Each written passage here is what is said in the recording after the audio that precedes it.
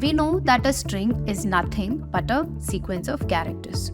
To access each character of a string, we use the method called indexing. Now, each character's position in a string is defined by something called its index number. Index numbers start at 0 and continue until the end of the string. Let's say we wanted to access the first character of a string. Now, the index number of the first character will be 0. We place this index number inside square brackets like this. So, print text of 0 will print S for us.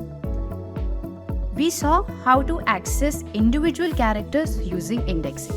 Now, what if instead of accessing a single character, we wanted to extract a part of the string, or as we call it, a substring? To achieve this, we use a method called slicing. In code, we do something like this. Print text of 0 to 5.